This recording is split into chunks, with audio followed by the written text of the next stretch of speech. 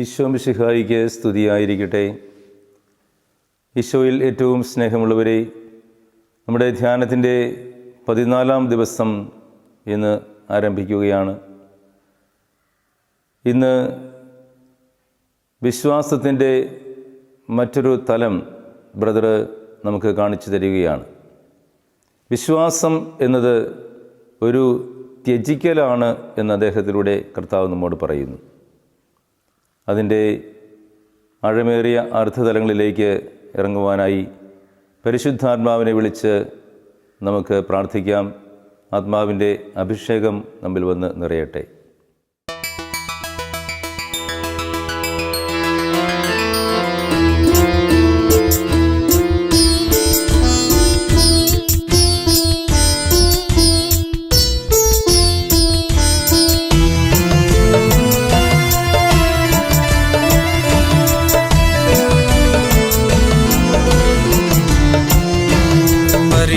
പരിശുദ്ധാത്മാവേ പരമ്പൊരുളേ പാവന റൂഹായേ എന്നിൽ നിറയണമേ. പാവന സ്നേഹത്തിൻ ഉറവിടമേ, എന്നും പാവനമായി തീർക്കണമെന്നുള്ളം. അരുളണമേ എന്നും തവ സ്നേഹം നാഥ, അകതാരിൽ ശാന്തി കരുളിയ. അരുളണമേ എന്നും തവ സ്നേഹം നാഥ, അകതാരിൽ ശാന്തി കരുളിയ. പരിശുദ്ധാത്മാവേ പരമ്പൊരുളേ പാവന റൂഹായേ എന്നിൽ നിറയണമേ.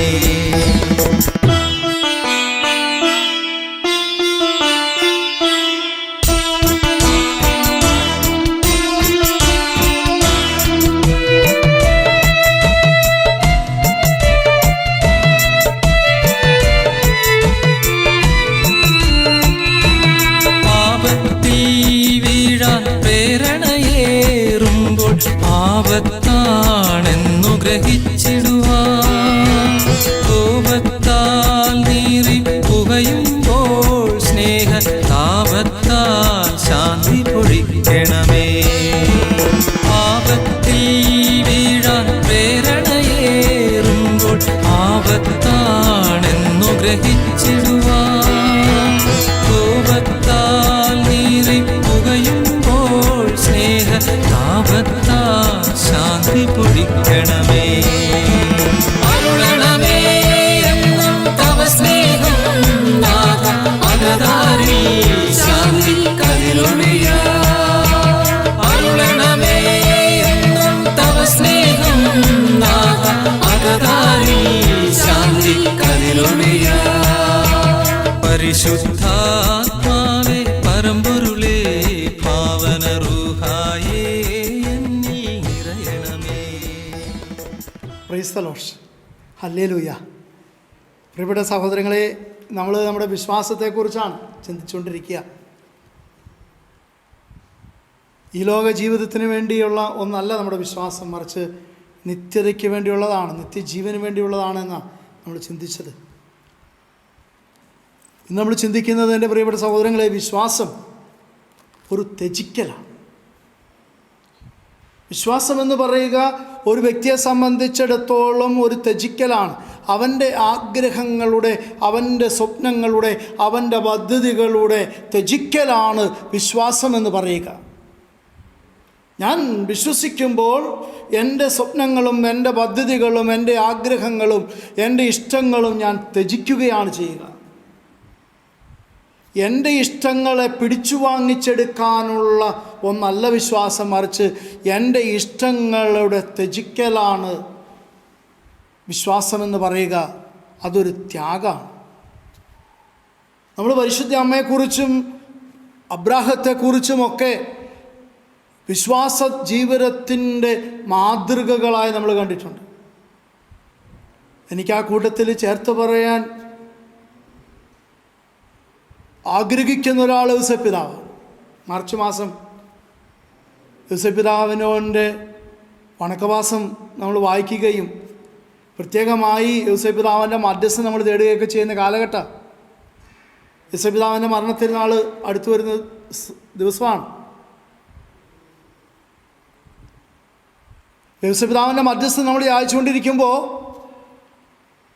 യോസേപ്പിതാവ്, മാതാവ്, അബ്രാഹം, ഇതൊക്കെ അവരൊക്കെ ജീവിതത്തിൽ അവരുടേതായ ആഗ്രഹങ്ങളെ ത്യജിച്ച് വിശ്വാസികളായവരാണ്, വിശ്വാസത്തിന് മാതൃകയായവരാണ്. നമ്മൾ ഈ ക്ലാസ്സിൽ ചിന്തിക്കുന്നത് വിശുദ്ധ യോഹന്നാൻ സുവിശേഷം 6-ാമത്തെ അധ്യായം 1 തുടങ്ങിയ വാക്യങ്ങൾ. വിശുദ്ധ യോഹന്നാൻ സുവിശേഷം 6-ാമത്തെ അധ്യായത്തെ നമ്മൾ കാണുക അപ്പത്തിൻ്റെ സുവിശേഷം എന്നാണ് വിളിക്കപ്പെടുന്നത്. അവിടെ പറയുന്നത് മുഴുവൻ, ആ യോഹന്നാൻ സുവിശേഷം 6-ാം അധ്യായത്തിൽ പറയുന്നത് മുഴുവൻ അപ്പത്തെക്കുറിച്ചാണ്.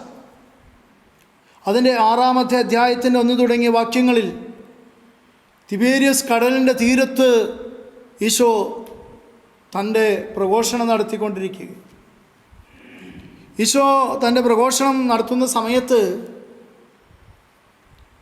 ധാരാളം ആളുകൾ, 5000-ലേറെ പുരുഷന്മാരവിടെ ഉണ്ടായിരുന്നവർ. അപ്പോൾ സ്ത്രീകളും കുട്ടികളുമൊക്കെ വേറെയുണ്ട്. വലിയ ജനസഞ്ചയത്തോട് ഈശോ പ്രസംഗിക്കുകയാണ്, വചനം പറയുകയാണ്. അപ്പോൾ സായാഹ്നമായി, അല്ലെങ്കിൽ ജനത്തിന് വിശക്കാൻ തുടങ്ങി. അവൻ അപ്പസ്തോലന്മാരോട് പറഞ്ഞു, അവർക്ക് ഭക്ഷണം കൊടുക്കുക, അവർക്ക് ഭക്ഷണം കൊടുക്കുക. അവർക്ക് ഭക്ഷണം കൊടുക്കാൻ പറഞ്ഞപ്പോൾ കണക്ക് നന്നായിട്ടറിയാവുന്ന പീലിപ്പോസ്, എനിക്ക് തോന്നുന്നു ഭക്ഷണത്തിന് ചുമതലക്കാരനായിരിക്കും പീലിപ്പോസ്, അദ്ദേഹം ഈശോയോട് പറഞ്ഞു, 200 ധനാറായ്ക്ക് വാങ്ങിച്ചാൽ ഇവർക്ക് കൊടുക്കാൻ തികയില്ല. പീലിപ്പോസിനും അപ്പസ്തോലന്മാർക്കൊക്കെ കൃത്യമായിട്ടറിയാം കർത്താവിൻ്റെ സ്വഭാവം. നമ്മുടെ കരിസ്മാറ്റിക് ധ്യാനത്തിന് കൊടുക്കുന്ന പോലെ 2 കഷ്ണം റൊട്ടിയും 1/2 ഗ്ലാസ് കരിങ്ങാലി വെള്ളവും അല്ല കർത്താവ് കൊടുക്കുന്നത്. കർത്താവ് കൊടുത്താൽ ഇരിപ്പറാന്നുള്ള വിവരം അപ്പസ്തോലന്മാർക്കറിയാം. കൊടുക്കുമ്പോൾ അമർത്തി കുലുക്കി നിറയത്തക്ക രീതിയിലേ കർത്താവ് കൊടുക്കുകയുള്ളൂ എന്ന് അപ്പസ്തോലന്മാർക്കറിയാം. അതുകൊണ്ട് പീലിപ്പോസ് പറഞ്ഞു, 200 ധനാറായ്ക്ക് വാങ്ങിച്ചാൽ പോലും തികയത്തില്ല. ഉടനെ എങ്ങനെ കൊടുക്കും ഇത്രയും വലിയ ആൾക്കൂട്ടത്തിന്? ഉടനെ അന്ത്രയോസ് പറഞ്ഞു, 5 അപ്പവും 2 മീനും കൈവശമുള്ള ഒരു കുട്ടി ഇവിടെ ഇരിപ്പുണ്ട്. ഞാൻ ഒത്തിരി ചിന്തിച്ചിട്ടുള്ള കാര്യമാണ്, ഈ അന്ത്രയോസ് എങ്ങനെയാണ് ഈ കുട്ടിയുടെ കയ്യിൽ 5 അപ്പവും 2 മീനും ഉണ്ടെന്ന് ഇത്ര കൃത്യതയോടെ പറയുക? എന്തോ ആകട്ടെ, അന്ത്രയോസിന് മനസ്സിലായി കുട്ടിയുടെ കയ്യിൽ 5 അപ്പമുണ്ട് 2 മീനുമുണ്ട്. ഈ കുട്ടി രാവിലെ ധ്യാനത്തിന് പോന്നപ്പോൾ വിശന്നിരുന്ന് ധ്യാനം കൂടണ്ടെന്നോർത്ത് അവൻ്റെ കയ്യിൽ അവന് കഴിക്കാൻ പാകത്തിൽ അമ്മ കൊടുത്തു വിട്ടതാകും ഈ 5 അപ്പവും 2 മീനും. അല്ലെങ്കിൽ പോകുന്ന വഴിക്ക് എവിടെ നിന്നെങ്കിലും അപ്പം മേടിച്ച് കൊടുത്തു വിട്ടാൽ, മോനെ നീ വിശന്നിരിക്കേണ്ട, കഴിച്ചോളാൻ. അവൻ ആൾക്കൂട്ടത്തിൻ്റെ നടുവിലായപ്പോൾ അത് കഴിക്കാൻ പറ്റിയില്ല. ഈശോയുടെ വചനങ്ങൾ കേട്ട് അവൻ അതിൽ ആകർഷനായിരുന്നപ്പോൾ ഈ കാര്യം മറന്നുപോയി. എന്താണെങ്കിലും ഈ ബാലൻ്റെ കയ്യിൽ, കുട്ടിയുടെ കയ്യിൽ 5 അപ്പവും 2 മീനും ഉണ്ട്.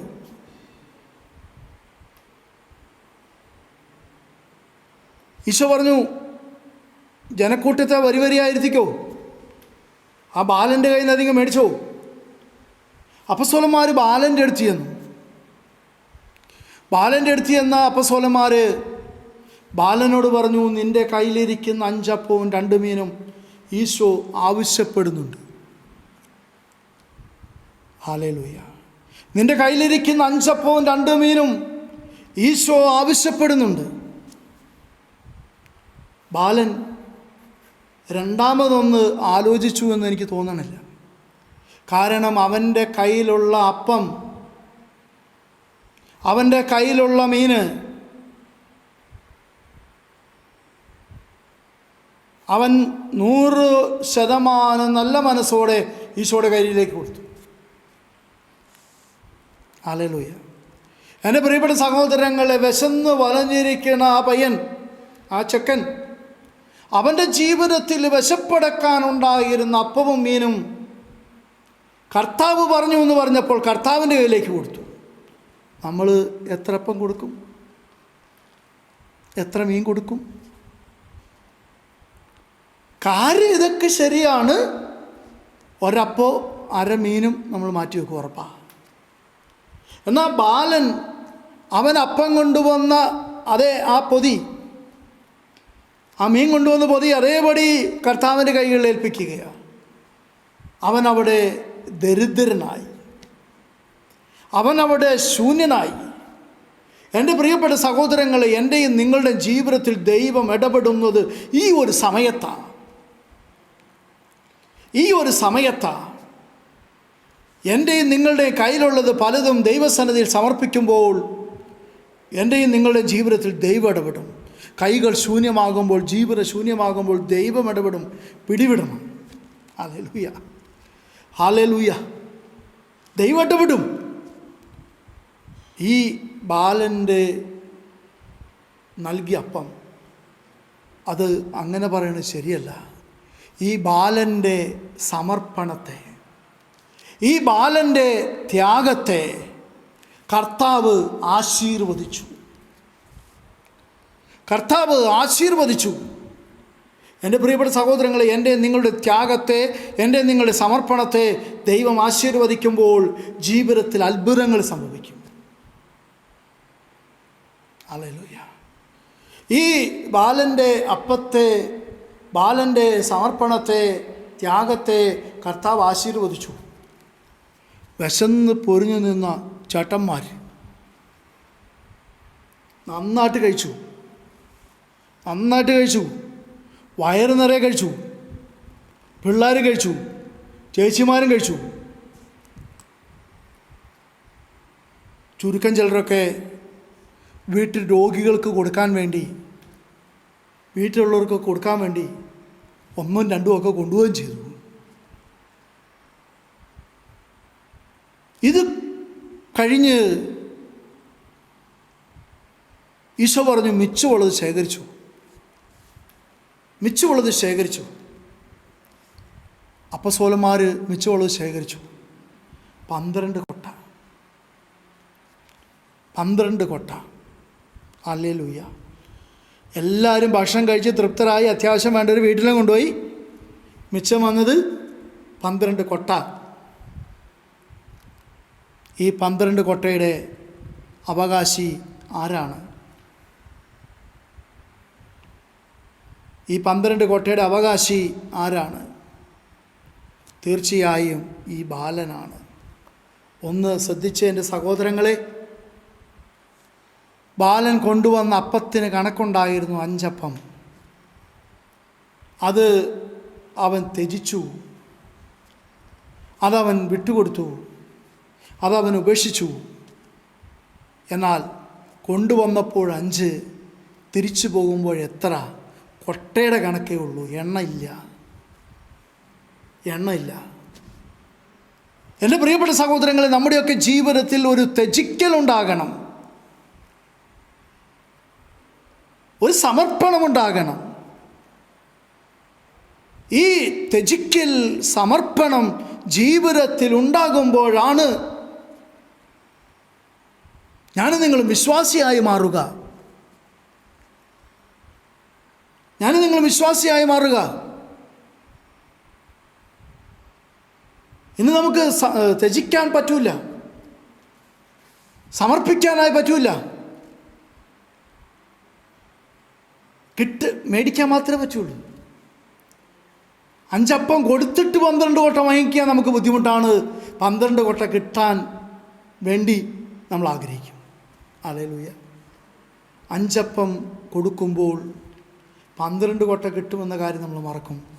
5 കൊടുക്കുന്ന കാര്യം മറക്കും, 12 കിട്ടുന്ന കാര്യം മാത്രമാണ് നമ്മൾ ഓർക്കുക. എൻ്റെ പ്രിയ സഹോദരങ്ങളെ, വിശ്വാസം ഒരു ത്യജിക്കലാണ്. വിശ്വാസം ഒരു ത്യജിക്കലാണ്. നിന്റെ ജീവിതത്തെ നീ ത്യജിക്കുമ്പോൾ അത് പണിതുയർത്താൻ കർത്താവുണ്ട്.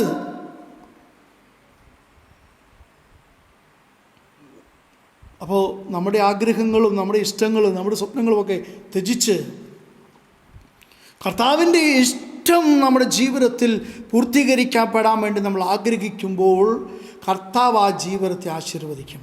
നമ്മുടെ ത്യജിക്കലിനെ, നമ്മുടെ സമർപ്പണത്തെ കർത്താവ് ആശീർവദിച്ച് തിരിച്ചു തരുമ്പോൾ അത് അനുഗ്രഹമായി മാറും, അത് അഭിഷേകമായിട്ട് മാറും, അത് അത്ഭുതമായിട്ട് മാറും. ഹല്ലേലൂയ. അപ്പോൾ ത്യാഗത്തോടെ സമർപ്പണത്തോടെ നമ്മുടെ വിശ്വാസ ജീവിതത്തെ പണിതുയർത്താൻ നമുക്ക് പറ്റട്ടെ. അതിനുവേണ്ടി ഈ ആരാധനയിൽ നമുക്ക് പ്രാർത്ഥിക്കാം. സ്നേഹമുള്ളവരെ, നമ്മൾ ആരാധനയിലേക്ക് പ്രവേശിക്കുകയാണ്. വിശ്വാസം ഒരു ത്യജിക്കലാണ് എന്ന്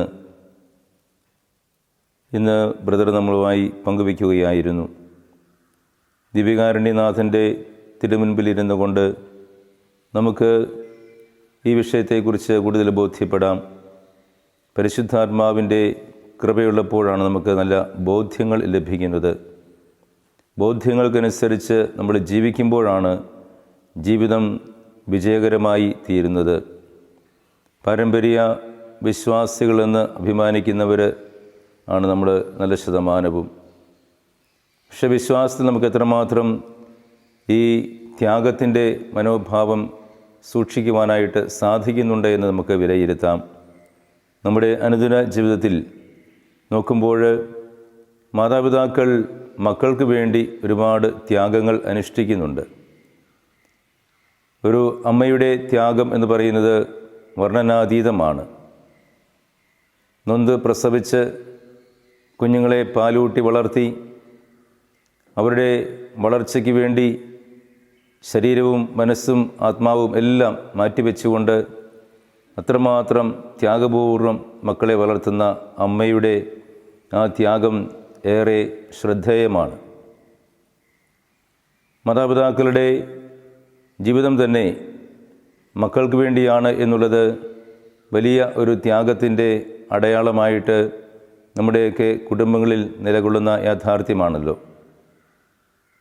മാതാപിതാക്കളുടെ ത്യാഗത്തെ നമുക്ക് ഓർക്കാം.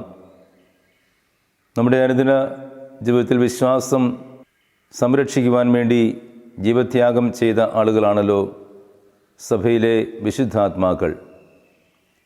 ആ വിശുദ്ധിയുടെ നിറവിൽ നമ്മൾ ജീവിക്കുവാൻ സാധിക്കണമെങ്കിൽ വിശ്വാസത്തിന് വേണ്ടി നമ്മൾ പലതും വേണ്ട എന്ന് വയ്ക്കേണ്ടതുണ്ട്. നമ്മൾ എത്രമാത്രം വിശ്വാസം സംരക്ഷിക്കുവാൻ നമ്മുടെ വ്യക്തിപരമായ നേട്ടങ്ങൾ ത്യജിക്കുവാൻ തയ്യാറാകുന്നുണ്ട് എന്നുള്ളത് നമുക്ക് ദിവ്യകാരുണ്യനാഥന് മുമ്പിലിരുന്ന് ഒന്ന് ആത്മശോധന ചെയ്യാം. നമ്മുടെ വ്യക്തിപരമായ നേട്ടങ്ങൾ വിശ്വാസത്തിന് വേണ്ടി നമ്മൾ ഉപേക്ഷിക്കുവാൻ തയ്യാറാകുന്നുണ്ടോ? നമുക്കറിയാം, വിശ്വാസികളുടെ പിതാവ് എന്നറിയപ്പെടുന്ന അബ്രാഹാം ദൈവം വിളിച്ചപ്പോൾ ഞാൻ കാണിച്ചു തരുന്ന ദേശത്തേക്ക് പോകാൻ പറഞ്ഞപ്പോൾ എല്ലാം ഉപേക്ഷിച്ച് എങ്ങോട്ടാണ് എന്നുള്ളത് മുൻകൂട്ടി അറിയാതെ തന്നെ ദൈവം കാണിച്ചു തരുന്ന വഴി ഏതാണെന്ന് തിരിച്ചറിഞ്ഞുകൊണ്ട് പോകുവാൻ അദ്ദേഹം തയ്യാറാവുകയായിരുന്നു. അപ്രകാരമുള്ള ഒരു തീഷ്ണമതിയായ ഒരു ദൈവവിശ്വാസി നമ്മുടെ മുമ്പിൽ മാതൃകയായി നിലകൊള്ളുമ്പോൾ ആ വിശ്വാസത്തിൻ്റെ ചുവട് പിടിച്ചുകൊണ്ടാണ് നമ്മുടെ വിശ്വാസം നമ്മൾ മനസ്സിലാക്കേണ്ടത്. അതുകൊണ്ട് നമുക്ക് ഇന്ന് ഈ ധ്യാനം പൂർണ്ണമാകുമ്പോൾ വിശ്വാസത്തിന് വേണ്ടി എന്തും ത്യജിക്കുവാൻ, എന്തും ഉപേക്ഷിക്കുവാൻ നമുക്ക് തയ്യാറാകാം. കർത്താവിലുള്ള ആ ഒന്നാകൽ, അതാണ് എൻ്റെ ജീവിതത്തിലെ ഏറ്റവും പരമപ്രധാനമായിട്ടുള്ളത് എന്ന് നമുക്ക് നിശ്ചയിക്കാം. നമുക്കറിയാം, ഈ അടുത്ത നാളുകളിലൊക്കെ വിദേശ രാജ്യങ്ങളിൽ തീവ്രവാദികളുടെ ആക്രമണത്തിൽ കൊല്ലപ്പെടുന്ന എത്രയോ ക്രിസ്ത്യാനികളുണ്ട്. വളരെ ദാരുണമായ രീതിയിൽ, മൃഗീയമായ രീതിയിൽ, ക്രൂരമായ രീതിയിൽ ഈശോയ്ക്ക് വേണ്ടി ജീവത്യാഗം ചെയ്യുന്ന എത്രയോ ആളുകൾ, അബാലവൃദ്ധം ജനങ്ങൾ എന്ന് വേണമെങ്കിൽ പറയാം, കുഞ്ഞുങ്ങൾ തുടങ്ങി പ്രായമായവർ വരെ വളരെ മൃഗീയമായ രീതിയിൽ കൊല്ലപ്പെടുന്ന സംഭവങ്ങൾ നമ്മൾ കണ്ടിട്ടുണ്ട്. അവരൊക്കെ എത്രമാത്രം വിശ്വാസത്തിന് വേണ്ടി ജീവത്യാഗം ചെയ്തിട്ടുള്ളവരാണ്. സ്നേഹമുള്ളവരെ, സഭയിൽ വിശുദ്ധരെന്ന് അറിയപ്പെടുന്നവരും വിശുദ്ധരെന്ന് പ്രഘോഷിക്കപ്പെടാത്തവരും പ്രഖ്യാപിക്കാത്തവരുമൊക്കെ ആയിട്ട് എത്രയോ ആളുകൾ കർത്താവിലുള്ള വിശ്വാസത്തിന് വേണ്ടി ജീവത്യാഗം ചെയ്യുന്നുണ്ട്. നമ്മുടെ അനുദിന ജീവിതത്തിൽ ഇപ്രകാരമൊരു സാഹചര്യം വന്നാൽ നമ്മൾ അതിനെ എങ്ങനെ അഭിമുഖീകരിക്കും എന്ന് നമുക്കൊന്ന് വിലയിരുത്താം. കർത്താവിന് വേണ്ടി വിശ്വാസം ത്യജിക്കാതെ, വിശ്വാസം ഉപേക്ഷിക്കാതെ നമ്മൾ എത്രമാത്രം ഒരു നന്മയ്ക്ക് വേണ്ടി നമ്മൾ നിലകൊള്ളും, നമ്മുടെയും മറ്റുള്ളവരുടെയും നന്മയ്ക്ക് വേണ്ടി നമ്മൾ എത്രമാത്രം നിലകൊള്ളും എന്ന് നമുക്ക് ഒന്ന് ആത്മശോധന ചെയ്യാം. കുറവുകളുണ്ടെങ്കിൽ പരിഹരിക്കുവാനുള്ള ദൈവകൃപയ്ക്കായി പ്രാർത്ഥിക്കാം. നല്ല തമ്പുരാൻ നമ്മളെ എല്ലാവരെയും മരണം വരെ വിശ്വാസത്തിൻ്റെ തീവ്രതയിൽ നിൽക്കുവാനും അല്പം പോലും ശോഷണം കൂടാതെ വിശ്വാസം സംരക്ഷിക്കുവാനുള്ള എല്ലാ അനുഗ്രഹങ്ങളും നമുക്ക് ഓരോരുത്തർക്കും തരട്ടെ. തമ്പുരാൻ്റെ കൃപയ്ക്കായി നമുക്ക്, അനുഗ്രഹത്തിനായി നമുക്ക് മുട്ടുകുത്താം. പരിശുദ്ധ ശരീരത്താലും വിലയേറിയ രക്തത്താലും പാപത്തിൻ കറകളിൽ നിന്നും മർത്യനു നീ മോചനമേകി. സകലേശാദിവ്യകടാക്ഷം തൂകണമേ വത്സലസുതരിൽ, നിർമ്മലരായി ജീവിച്ചിടുവാൻ ചിന്തണമേ ദിവ്യവരങ്ങൾ. പരിശുദ്ധ പരമ ദിവ്യകാരുണ്യമേ, അങ്ങേക്കാരാധന സ്തോത്രമേകിടുന്നു. പരിശുദ്ധ പരമ ദിവ്യകാരുണ്യമേ, അങ്ങേക്കാരാധന സ്തോത്രമേകിടുന്നു. എന്നേരവും ഞങ്ങൾ അങ്ങേക്കാരാധനയും പുകഴ്ചയുമേകിടുന്നു. എന്നേരവും ഞങ്ങൾ അങ്ങേക്കാരാധനയും പുകഴ്ചയുമേകിടുന്നു. ഈശോയിൽ സ്നേഹമുള്ളവരെ, നമ്മുടെ 14-ാം ദിവസം സമാപിക്കുകയാണ്. വിശ്വാസം ഒരു ഉപേക്ഷിക്കലാണ്.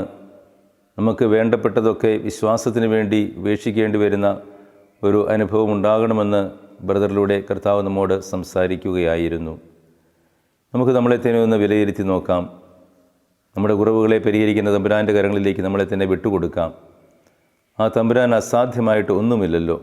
അതുകൊണ്ട് നമ്മുടെ വിശ്വാസം സംരക്ഷിക്കുവാൻ വേണ്ടി എന്തും ഉപേക്ഷിക്കുവാൻ നമുക്ക് തയ്യാറാകാം. നമ്മുടെ സ്വാർത്ഥപരമായ നേട്ടങ്ങൾ ഒന്നിനും സഹായിക്കുകയില്ല എന്നും നശ്വരങ്ങളായ നേട്ടങ്ങൾക്ക് വേണ്ടി വിശ്വാസം നമ്മളൊരിക്കലും നഷ്ടപ്പെടുത്താതിരിക്കുവാനുള്ള കൃപ നമുക്ക് ലഭിക്കുന്നതിന് വേണ്ടി പ്രാർത്ഥിക്കാം. കർത്താവിന് വേണ്ടി മരണം വരെ വിശ്വാസം സംരക്ഷിച്ചുകൊണ്ട് ജീവിക്കാനുള്ള ആ വലിയ ദൈവകൃപ ലഭിക്കുന്നതിന് വേണ്ടി നമുക്ക് പ്രാർത്ഥിച്ചുകൊണ്ട് കർത്താവിൻ്റെ ആശീർവാദം സ്വീകരിക്കാം.